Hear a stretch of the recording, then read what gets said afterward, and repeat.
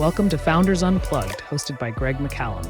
Long-form, honest conversations with founders and entrepreneurs from around the world. This is part 2 of this episode.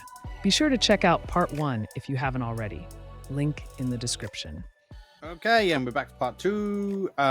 If you haven't watched part 1, go and check it out. I'm here with Gabriel.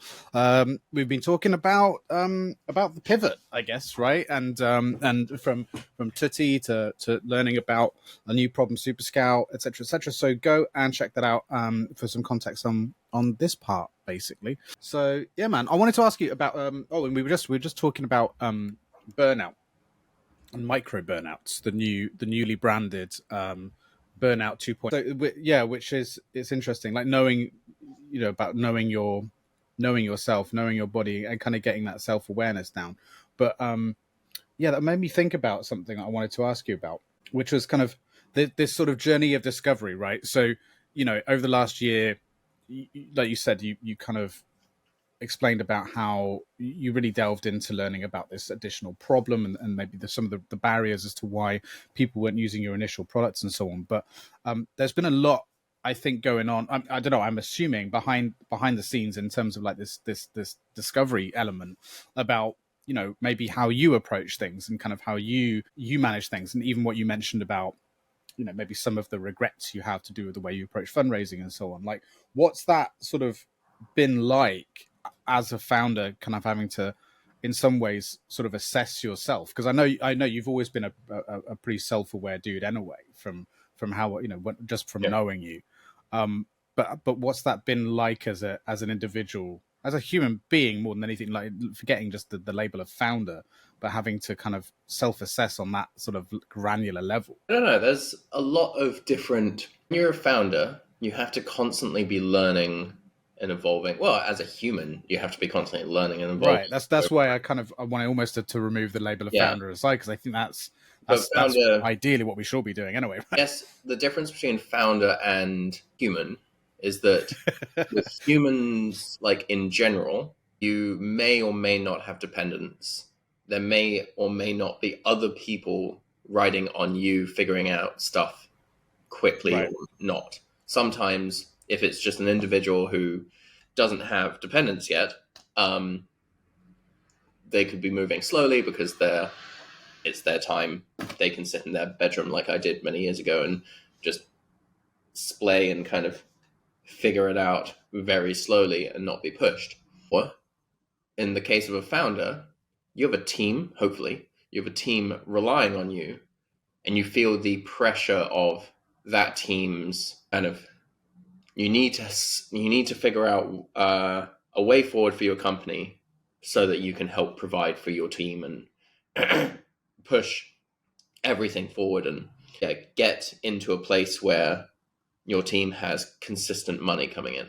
And without a product that people are buying, you're not a business. You are a project, an idea.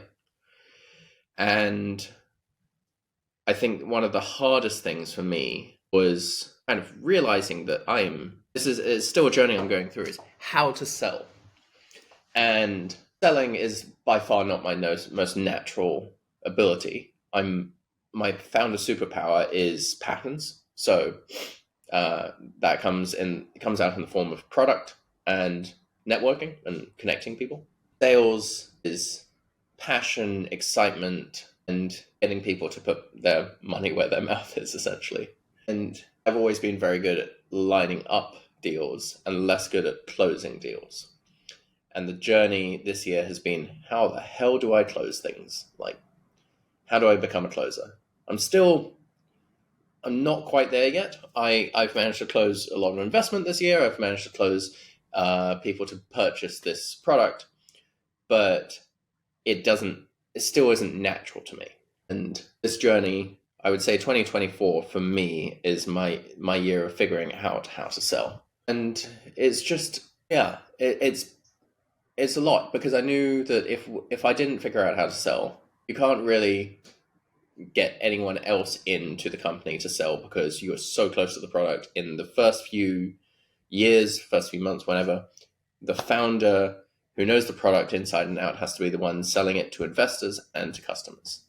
And I didn't really appreciate that so much until this year. The last one, our sales just kind of fell off the shelf. Like, people liked what we were doing and bought, but they bought once. They were not repeat customers. This time, people are paying monthly, yearly. The contract we're in the middle of a trial for would be a 2-year contract.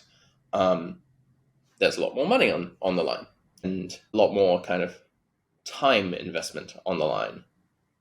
So it's been a journey of figuring out how to do that. And while it was a bit of feedback that I got through investor whispers, because I was having existing investors of mine outreach to their network and say, do you want, well, here's an amazing opportunity that we backed. Do you want to invest in it?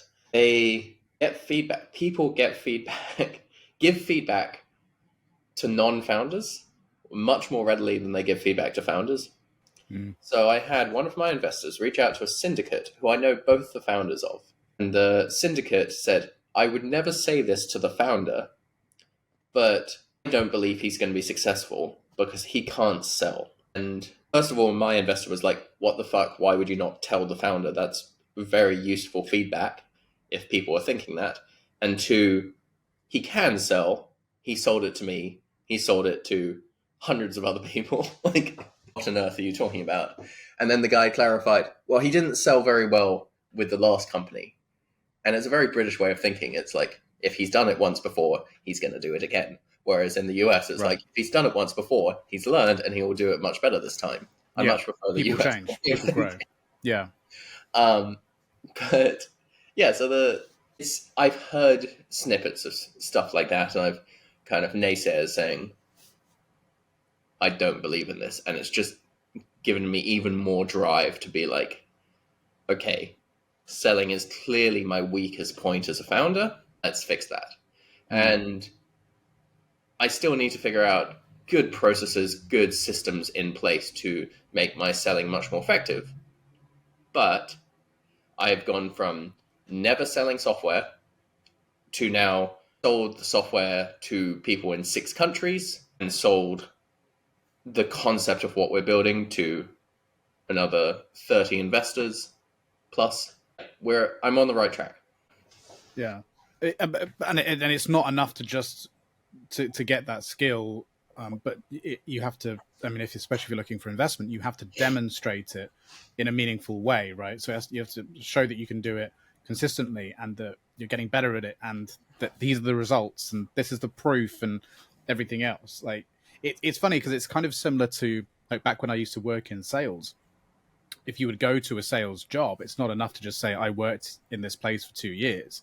You would need to, salespeople's CVs are very different from other CVs. You show your figures, your retention rates. It's very data driven when you get into a sort of account management level and beyond, like in sales leadership, and so it has to be demonstratable. Basically, it's evidence based. And then of course on top of that, then you've got the referral system, as well. And I did, best case scenario is when you can get actually previous accounts that you've worked on to give you a referral of some kind or a testimonial. That's actually like the super best case, because then you actually have the customer that you sold to basically being your reference. And it's a similar kind of thing. It's not enough to just say, yeah, I can sell, or I've spent the last year getting better at it. It's like, I've built pipeline, I've closed on these deals, we've done beta, we've done, alpha, beta, we've, you know what I mean? Like, you need to have that data to back up those claims. So, but it's an interesting discovery. Yeah, I massively agree. I think it's an incredibly, and I would because of my background, but I you know me, I've always talked about the importance, I think, of founder-led sales. I think it's so important. And props to you for recognizing it and doing something about it. It's interesting though that, that they didn't feel comfortable telling you about it, isn't it? I guess I can kind of understand why not wanting. I mean maybe investors, that slight amount of ignorance, but also not wanting to burn bridges. Maybe I think it's less about burning bridges. It's the fact that, unfortunately, who was it? I think Maya. I'm gonna struggle with her last name, Mafarek, who's CMO and kind of very active on LinkedIn. She shared that there's like 800,000. Utterly destroying this post. there's hundreds of thousands of businesses started in the UK every year. And a lot of those are looking for investment. And a lot of them are started by people who, I don't know, potentially are in it for the wrong reasons, or just maybe haven't figured out how important relationships are.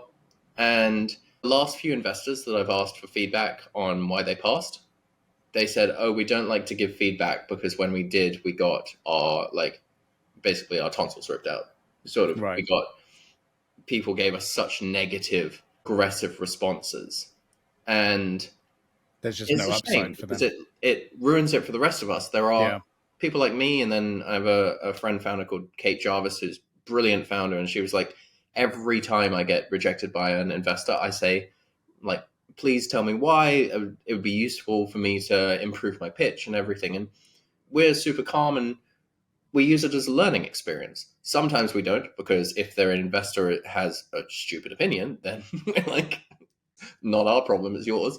But you're not going to, respond back. You're not going to respond back. You just go, thank you, and then at the same time be like, okay, but fuck. Yeah, we're not going to say you have a stupid opinion. We're going to say, thanks, appreciate you telling me.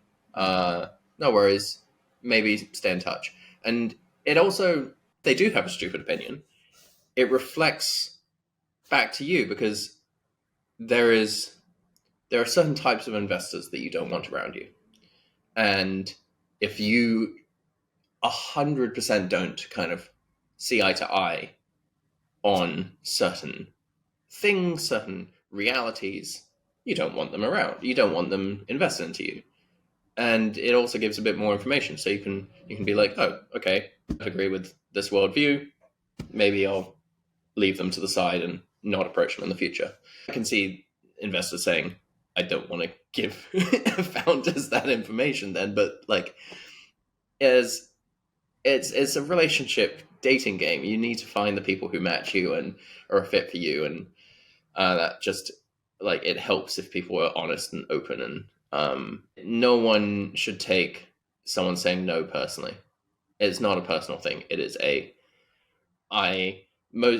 it's an angel, I'm investing my own money. I want to make sure that it's someone I believe in with the right track record, or doing something I care about. If they're an amazing person, but they're not building something I care about, then I'm not going to invest my money. And then VCs, we have a thesis. You need to fit that thesis. You can't kind of go outside the line. We've made a promise to our LPs that we will stick to a thesis that we sold them on. So, they... And the mathematics in that model are very strict and stringent, I guess there's not a huge amount of upsides for investors to really provide feedback when you really break it down. Yeah, it would be very nice if they did. It would. I mean, I can't help but wonder if there's another business idea in there, like where someone could facilitate that as a third party. You know what I mean? Yeah, but the founders aren't going to pay for that. No one's going to pay for it. That's the only thing. So maybe not a business, a project, like you said. Yeah, it's a money-losing project. Yeah, yeah. But it is a shame, because you're absolutely right. I mean, but I suppose in the same way that you use the dating comparison, that it's not like there's a feedback process for that. You need to use some level of intuition, some level of self-awareness, and try and fill in the gaps. But you mentioned as well, like how sometimes you can get given, completely, advice or feedback. In the rare instances you do get it, where you just completely fundamentally disagree with it, or you're just like, wow, this person completely misunderstood what it is we're doing. Got that the other day. I pitched what we were doing with, I think it was AI CRM for property, we were calling it at the time. Right. And we said all sorts of things about the technology, like, this is really cool technology, it's applicable to loads of different industries. And then at the end of the pitch, it was like a 3-paragraph pitch. At the end of it, we said, we're starting in the media and entertainment space because of our team. And we explained co-founder of IMDb, me, like, makes sense. And the reply was, sorry, we don't invest into the media industry. And I was like, that was one sentence in this 3-paragraph pitch about technology. We're not really in the media industry. We're starting there. Hi, a friendly reminder to share this episode with your network, like, and subscribe. And if you are feeling really supportive, please consider reviewing the show on the podcast platform of your choice. It all really helps support what we do. Thank you. Now back to the show. And I sent that to a couple under friends who've raised a couple million each and said, like, how would you have pitched it to show that we're not in the media industry? It's just a vertical we're starting in. And they're like, no different. That's just a stupid response to a vertical B2B SaaS play. Like, I get it. VCs don't understand or shy away from the media industry. So it's a trickier sell for them, but it's highly frustrating when you showcase this incredible technology and then get destroyed by saying we're starting in a vertical, and they're like, oh, we don't like that vertical. I mean, I suppose once you put it into context, if they're getting 50, 100 of those a day and their thesis is no media plays, then, you know, everything else that's more closely aligned with it, it's just a reason to say no. Yeah. Basically. Because I mean, ultimately I wish their theses were more clear, because I went onto their website. I was sending this as a response to a post on LinkedIn that said, we're looking for vertical B2B SaaS that's built in Europe, where the founders have industry knowledge of their first industry. And I was like, tick, tick, tick, messaged them. And they were like, oh, we don't like your first industry. It's like, and I checked their website as well. We were a match for everything on their website. So it's very frustrating from a founder perspective, finding all of this information, doing the diligence, checking that we are a fit, reaching out, and then getting a one-line response saying, you're not a fit. We don't agree with your first industry. Yeah. Yeah, because that's an enormous amount. I mean, and this is where it kind of ties into what we're talking about in part one, right? Which is like, this is where the ups and downs are. You can get super excited about that and think, right, you know, I've been looking for weeks at various potential, you know, angel syndicates or investors or whatever. And you finally find one that you're like, wow, this ticks all the boxes. You get a little bit excited. You know, you shouldn't. Yeah. But you do, right? Obviously, like, wow, this is really cool. They sort of tick all the boxes. They've got some great people. You look at the people on LinkedIn, you're like, oh, wow, I know that guy or whatever. And then you apply, and then you get that. I mean, that's a buzzkill. Like, you know, that can be something that you kind of, you know, you build up towards, you know, emotionally and mentally towards. And then just to get that, it completely takes the wind out of your sails. And all it takes is a couple of those downward moments to hit at the same sort of time or around the same sort of time, and it can really send you off, you know, into like an element of despair of just like, what the hell am I doing? Like, am I right? But it's great that you've got that network of people around you as well, that you could, of other founders, that you can bounce that off and be like, am I crazy here? Like, am I doing something wrong here? Because of, you know, if you don't have that, you will just sit there and stew on it, right? And so, and then you're second guessing yourself. You're constantly tweaking and sometimes unnecessarily. When all you need to do is just like, 5 people. Am I right? Am I wrong? Okay, cool. All right. Okay, ignore it. Move on. You know, that's so good that you've got that. But you're very active as a networker. Yeah, I knew that. I very much knew that I needed to have a network around me, and that it was going to be super valuable. So how did you know that? Was that some advice that you were given, or was it semi-intuitive, or a mixture? It was a mixture. So I think at university, I was a bit of a social butterfly, and I loved having different friend groups around me. And when certain friend groups disappeared off the map, I wasn't completely lost. I just went to another one, and I was very happy. And so that helped me through university. I also relied on friends a lot when my mother died when I was 20. So like, I've been through hard times and had always lent on other humans for support. And it's always been super helpful. Then when I was starting my company, actually appropriately, I went through Founder Institute, very appropriate t-shirt. And I had tried to start a company for a year before, and I got almost nowhere. And then I joined Founder Institute as an incubator, helps people get off the ground with ideas.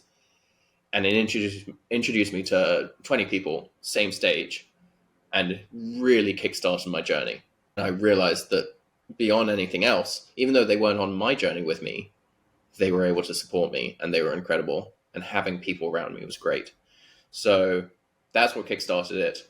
And then when I graduated and I lost the the weekly meetup with them. At some point went and joined a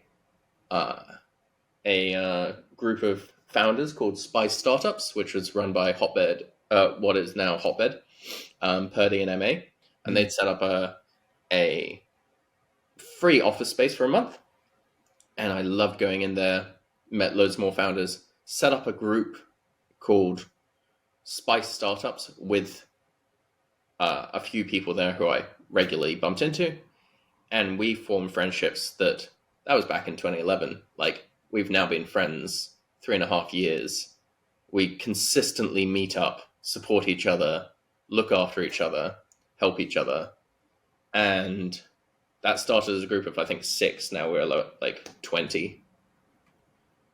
And every single time I've built a network of friends around me, I felt more and more valued and gotten more and more out of it. So I'm a big fan of doing that. And actually, I was there's loads of places that you can do that. You don't have to go through FI or do it yourself. There's a founder house that's being started called Plugged that I went to recently that is that has a good plug for them. They're building a tight-knit community of amazing founders, and I went to one of their events, which was hosted or showcasing Eva Dobrzyńska. I cannot pronounce her name. She runs fundraising playbooks, and she helps people fundraise. And she said the first thing you need to do before you fundraise is find your people. Find a group of people that you will really connect with and who can support you through the fundraise. Great if they're slightly ahead of you on the fundraise journey and potentially can help intro you to other investors. But like, it can be anyone who is going to be on that journey. And Plugged is a great place. There's also London Founder House, which is quite literally a house of 6 founders that is in Kilburn and set up by Has Hubble.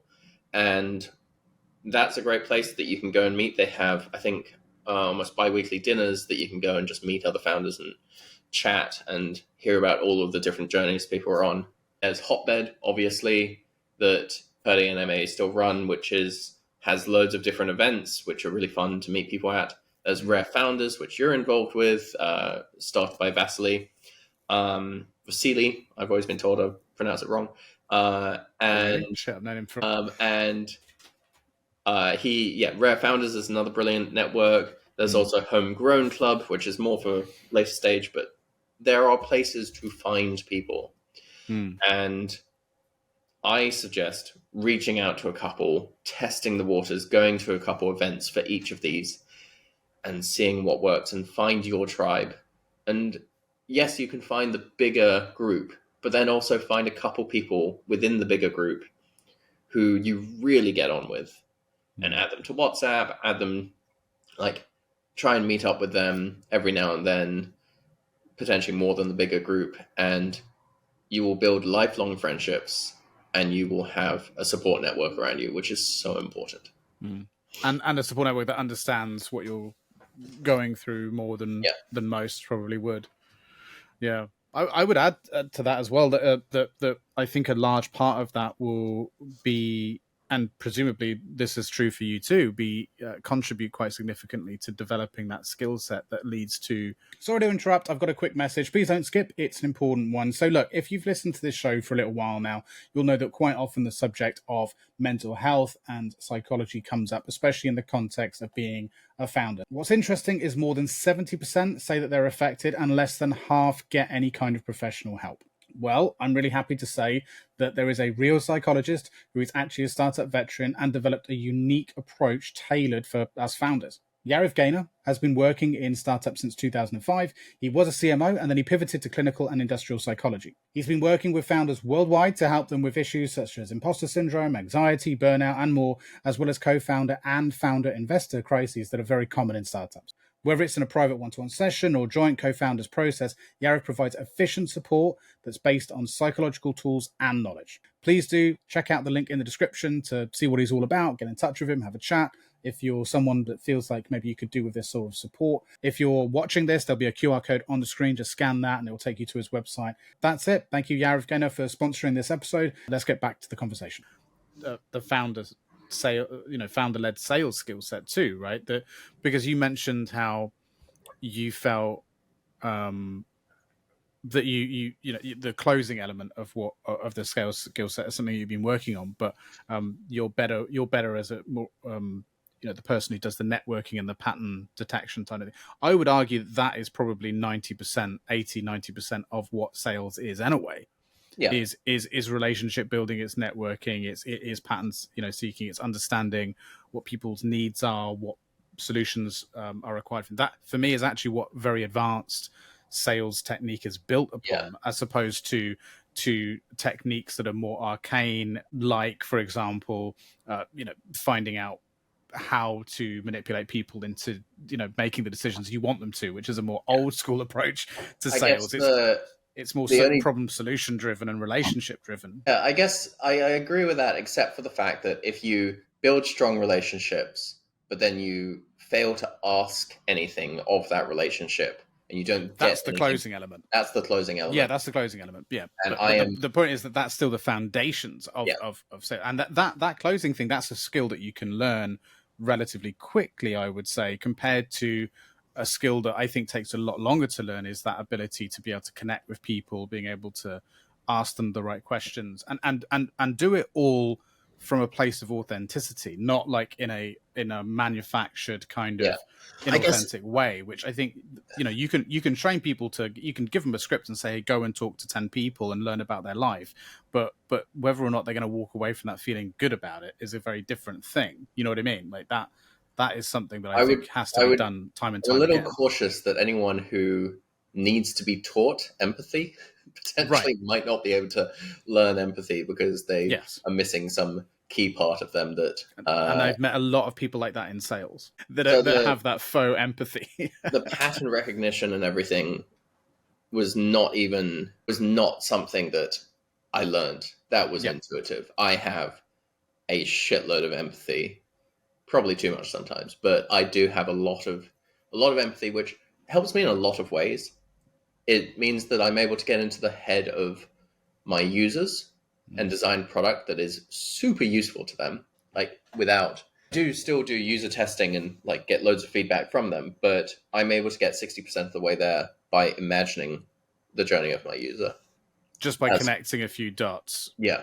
Yeah. And then also when I meet people, everyone wants something, and I'm very good at figuring out what they want very quickly and finding in my head a pattern to something I know of that might be relevant to them, even if I'm not in the sector. Like last night, I met someone who is on a career journey right now, trying to figure out what to do with his life, but he is passionate about athletics, passionate about seeing what's next for athletes when kind of esports become more and more of a thing once they've retired as a physical athlete, and likes to coach later stage founders. And I was like, you should talk to Sequel. And he was like, what? And Sequel is a company that helps athletes invest into startups that have been backed by VCs. And if he talks to them, I'll hopefully be able to introduce him. He will be able to potentially connect with later stage founders who need coaching and athletes. And he can have nothing to do with the sports world at all, but I happen to have that knowledge in my head of what they do. And I heard these different fragmented parts of his journey. And I was like, this is who you should talk to. Yeah. And that's something that is just intuitive and has been in my brain my entire life. I don't know where it came from, but I know exactly what you mean. I'm very similar in that I'm constantly meeting people and then just thinking you should speak to that person, and it doesn't help me in any way. That's not the point. It's just someone whenever you see someone's passion, I get excited for them. Do you know what I mean? I genuinely am like, that's really cool. Like, it's not what I do, but I'm excited for you. Oh, I might know someone actually that can help you with that. Like, they're equally as passionate about you. You guys should be friends. Like, I get excited about that. I was always that guy at like school and at university and stuff like that would be like, similar to you, lots of different groups of friends, different kinds of people, and then would try and get them to like get to know each other. I'm like, you should meet these guys, they're really cool. Like, you should hang out. Like, let's go for a drink. And then I'd invite multiple groups of friends together and like introduce them to each other. And it's like, and then they form new groups of friends. And I took an enormous amount of being exactly that host. what I did. Yeah. I used to host large parties at my house and invite my different friend groups, and then actively go and make introductions around the room. It's fun. My introductions have led to, I'm not sure if I've led to any wedding / like relationships yet. I don't know, but I have led to good friendships across continents. And I also have led to an incredibly impactful job as well. A friend of mine who I President of the United States of America. What? The president. But like a friend of mine got a job at Salesforce in a very, very big role, purely because I was at a wedding with someone and I met someone who I thought had the same energy as this person, and I thought that they would get on well. Put them together, they met, and they loved each other, and then led to a incredibly big job. And that was entirely thanks to me, and I don't feel even remotely bashful about saying that. Yeah, that's cool. I was once introduced to someone in a similar vein to that introduction, which was like, you guys have a similar energy, like you should meet. And we couldn't stand each other. We were too similar. Like, like we got on for a while, and then we were just exhausted by each other. And I'm like, and we kind of both were like, Jesus, is this what we're like? Like, for other people? Fuck, there was just something about it. And we were like, yeah, it's been nice to meet you, man. But see you later. You've been enough. So I don't know. Like that didn't work for me, but maybe for other people. Well, I still do it for other people. Yeah. But no, I think, and it's so important because of like, what it's like in this space too, especially when you see other founders sort of navigating for their first time in this arena. Like no one warns you of that. You can, I did business at university. No one talks about any of this stuff. You're sort of thrown into it, and you got to figure it out by yourself. And just like what you were mentioning about Ava talking about building a network was one of the first important steps for fundraising. The reason is because of ultimately it may change your entire viewpoint of what you're actually building and what you're raising. Anyway, there's a whole bunch of reasons for it. It's not just about raising money, but it's a long period of time, and when you see those new people coming in, what shit they're about to go through, and if you can do anything to make that somewhat easier and somewhat smoother, again, it's the empathy thing. You're just like, listen, man, like it's rough out here. Like, come with me. Let's see what we can do. Let's see how we can get you a bit higher up on that ladder. And I think that's a good thing. Like, we all need to be looking out for each other. It's because it's hard out there. Really is. Yeah. So what's next for you? You've obviously got your CCO starting in January. You're in early access beta. What are you calling it? We're calling it prototype stage / private beta. Okay, private beta. So when are you hoping to come out of private beta and kind of? We're going to stay in beta for a while, just because there's a lot of technology we still need to build. But right. And that's contingent on investment, I'm assuming, to kind of get to that next, right? Yeah. But our goal is to get to, we're going to be kind of pushing into public beta in December, because we're showcasing our technology at the same conference that we came up with the idea at last year. So we're showcasing. That's quite poetic. Yeah. And as George Lucas says, it rhymes. Yeah, it's very good, and it should give us a good amount of visibility, which will be nice. Then we will the feedback from that, get a few more users on board, push it out there a bit, And we've gotten it. It will stay in public beta for a while because we want to make it clear that we are still building feature sets, and we are keen for feedback at all times. If you are enjoying this episode and want to support the show, please like, subscribe with notifications turned on, and let us know your thoughts and opinions in the comments below. This lets YouTube know we are doing something right. Back to the show.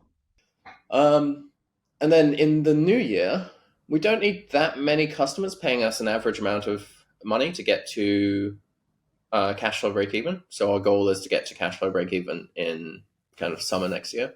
And then the world is our oyster, because if we don't have to rely on investment funds, then we can do a hell of a lot. And we will still raise to have growth capital, but we will time that wisely. When we're not like super desperate for cash, which we have been this year, we will really have the ball will be in our court.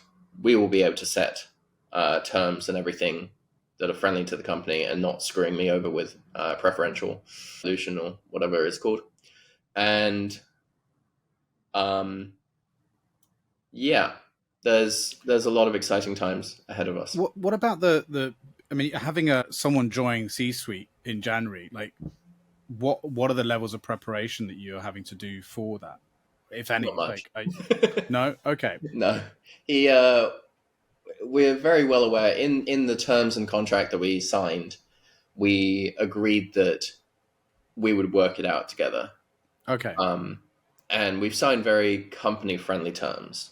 So he's been very supportive. He wants to make this succeed. And the only way that he unlocks his full equity in the company is if our company really succeeds.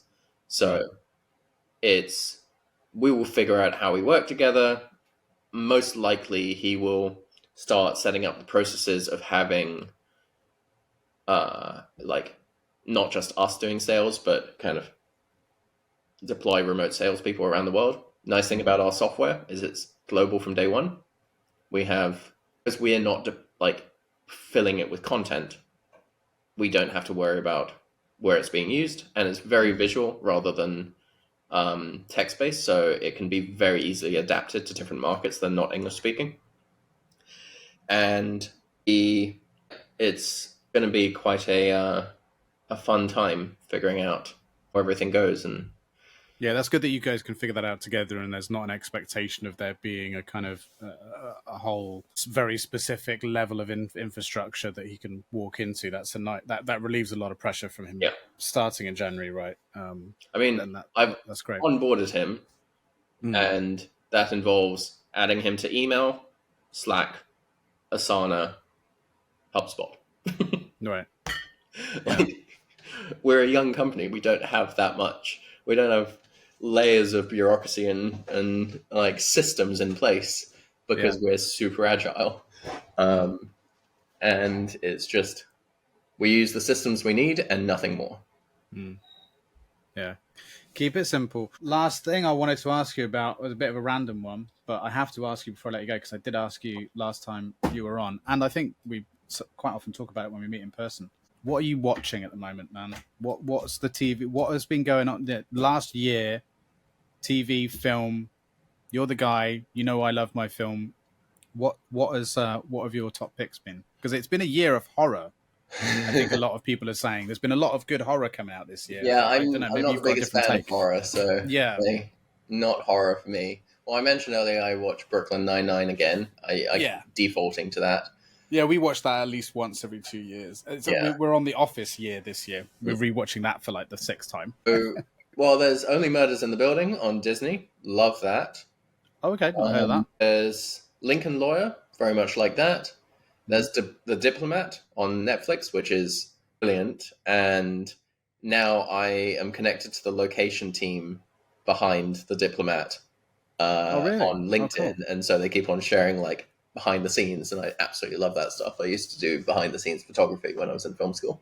Then what else is there? There's definitely other things. Well, I know that I need to watch Slow Horses on Apple TV. I haven't seen it myself, but everyone I know loves it. So Yeah, I've heard about that And too. then also there's a couple other Apple TV shows. Ted Lasso, I've heard great things about. Succession, I've heard great things about. Yes, But I yeah, haven't seen any of these because I don't have Apple TV. likewise. Yeah, Succession I've been hearing about for ages. Yeah. And then what else? Well, so there's a TV show that is one of my favorite by far that my wife doesn't really like very much. So I only watch it when I'm by myself. But it's not on any streaming site, so I actually have to buy it on Google Play. It's really hard to buy, but it's Fringe. It was a Fox TV show. It was created by J.J. Abrams, who set up all sorts of questions and then left the show, and people had to answer those.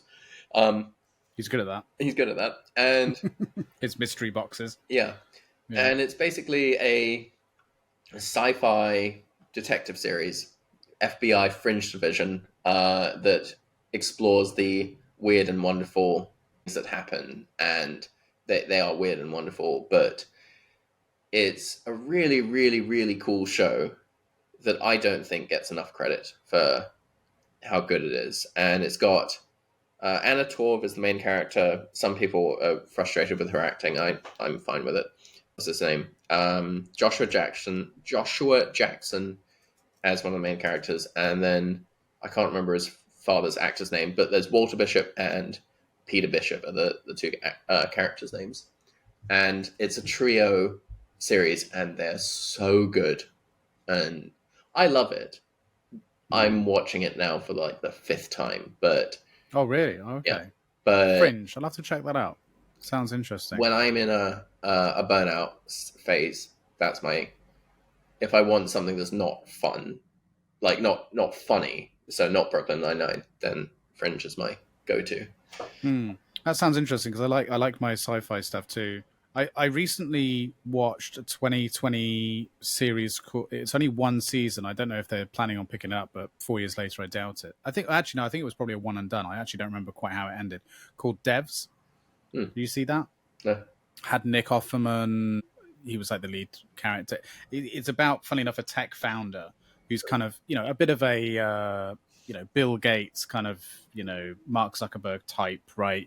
Runs the company, this massive company, has a compound in like the middle of nowhere, like that kind of scenario, and working on a very top secret quantum computing project that kind of ends up being capable of some pretty crazy shit. And and it's all very cloak and dagger, and there's murder and there's mystery and there's kind of all this stuff going on. That was quite interesting. Nice.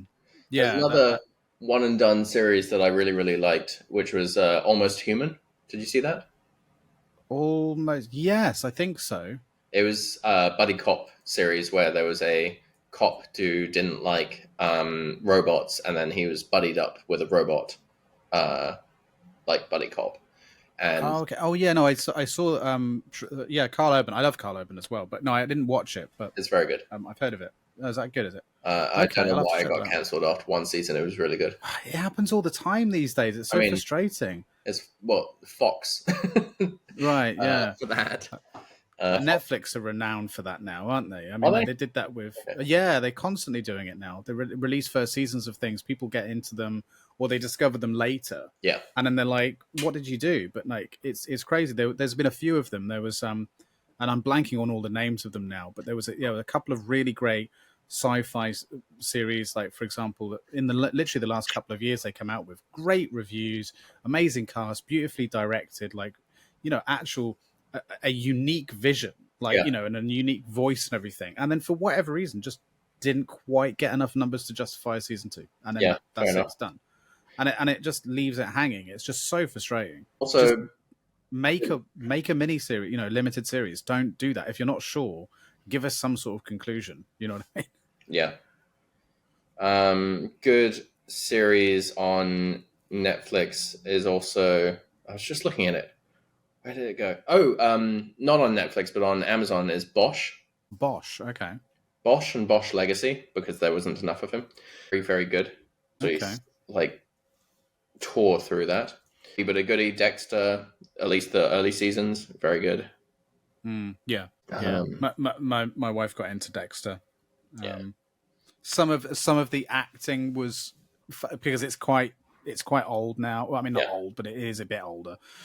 So I was struggling to get into it because of, it's got that formula from like, that very, I just saw it. It was making me cringe a little bit. I couldn't, in the same way that I can't rewatch Friends now. Yep. You know what I mean? Like, because it is a bit dated, and yeah. Two of my favorite, fairly recent films that I really love are Top Gun Maverick.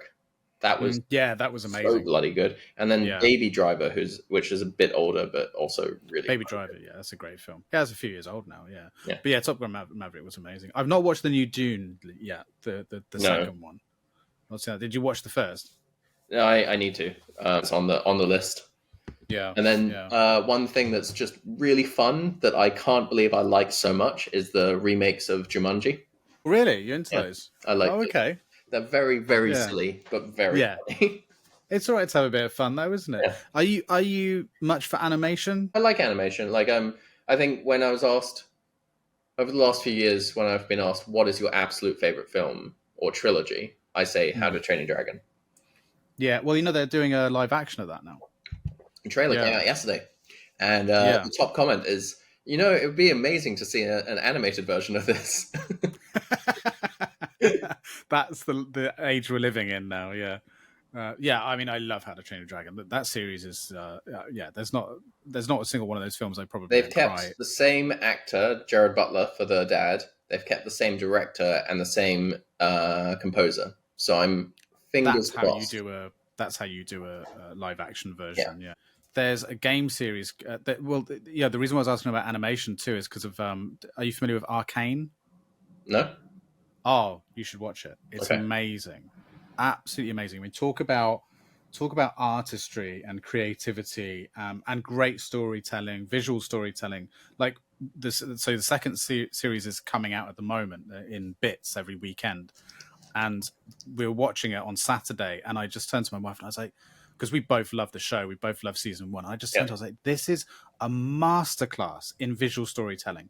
Because there was an entire episode where like we were halfway through the episode and not a person had said a single word, and it had told the stories of like 3 or 4 of these characters. And I was like, it's a fucking masterpiece. Like it's just beautiful. And the use of music and everything, it's great. I had heard of it. It's the League of Legends. The League of Legends, yeah. So I used to play League of Legends. So.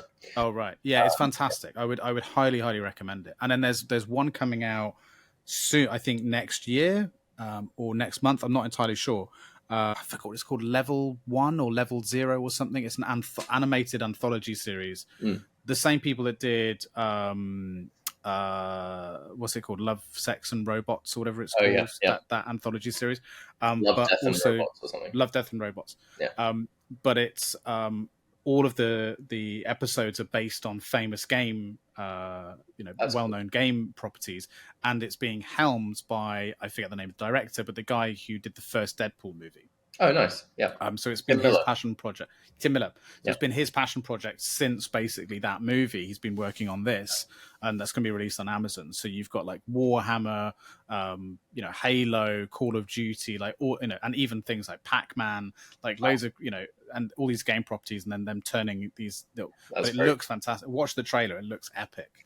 And then I think the last thing that I would say that I've been watching a lot of. I watch a lot on YouTube, and my 3 favorite things on YouTube right now are the VFX artist breakdown from Corridor Crew. Corridor Crew, yeah. Love those. Watch every single one of those. Yeah, they're me awesome. too. Yeah. I actually now subscribe to their website, so I get the longer version. So. Oh really? I've been tempted to do that. Yeah, because they advertise that every bloody time, and I'm like, I want to see more. Well, you should go do that. And then. There's a channel called Wild Wonderful Off Grid, which is a family of 2 parents, 3 kids, who are building a massive house. Oh, I think you mentioned this last time. Yeah, they're still going, are they? By themselves. I think they're now 6 years in, and they have like 1 million subscribers, and they get 200,000 views for every single episode they put out. And it's like weekly, they update on how they're doing on building their house, and it's incredible, like the amount of what they've achieved just as the 2 of them working on their house every single week. They've also now spun out a bunch of businesses around them, and they've got like their lives set up monetarily for life now because they got all sorts of different income streams, and they talk through all of those thoughts, and it's really cool. That is cool. And their plan was originally to build one section of the house, which would be like the living quarters, and then immediately do the bedroom quarters, and it just never fleshed out that way. So their living quarters, which includes a pantry and like a like utility room, ended up being the bedrooms for them. So the utility room is actually the parents' bedroom. The pantry is the daughter's bedroom. And then a little random room, I can't remember what it was supposed to be for, is the boys' bedroom. And they're just squished in this tiny place. But now they're building this massive wing, which is the full bedroom wing. And all the kids see these incredible rooms that are coming together. And it's just this journey that was originally meant for 3 years or 2 years. And now it's 7 years later.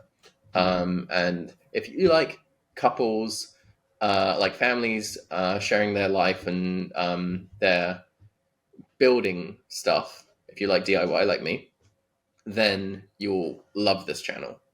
And there's a lot of content. 20-minute videos every week. Yep. There's over 6 years. And then the last one to shout out is Forest Auto Reviews, which is actually a vertical video. And it's a guy on YouTube who does 1-minute breakdowns of every car that he can get his hand on. And super quick, super fun, but he's really good at them. And he makes them really exciting and fun and shouts out all these ridiculous features in cars that are coming out. It's amazing what people are doing, man. Like, in this day and age where media is democratized like that, people have the ability to express themselves creatively, like just by whipping out their phone. Yeah, like it's incredible what some people can do with that opportunity. Like, it really is. So that's awesome. Great shout outs. And do you know what? I still hadn't checked out that couple's channel after you mentioned it last time. I'll check it out this time for sure. You really it sounds should. really cool. Yeah. Something to aspire to as well, right? We'd all love to build our own house. I mean, now that I've seen them go through it, I'm like, yeah, bits of it I would hire out to a contractor. I don't want to deal with that. Yeah. I would like to design my own house and then build bits of it. Yeah, that's probably a better way to go. Yeah. Cool, man. Well, listen, it's been really cool chatting with you again and getting caught up on stuff because we've kind of got bits of it, when we've run into each other and stuff, but it's good to hear it all and it's super exciting. So thank you. Yeah, good luck with everything, man. I'm sure we'll bump into each other again soon enough, but if I don't see you before, have a excellent Christmas, New Year, all of that. And it's exciting. And I'm always here cheering you on, man. You've got a cheerleader on my side. So very much appreciate that. Go out there and crush it. But working on it. Yeah, and keep an eye out for those micro burnouts. Will do.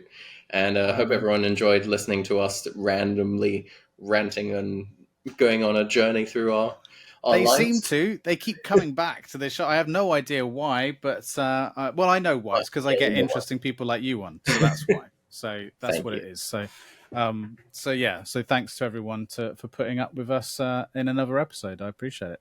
But thanks for putting up with me for another episode for a second time. Cool, man. All right. Well, thanks again. Have a great day, and we'll speak soon. Speak soon. Thank you for listening and/or watching. Please like and subscribe.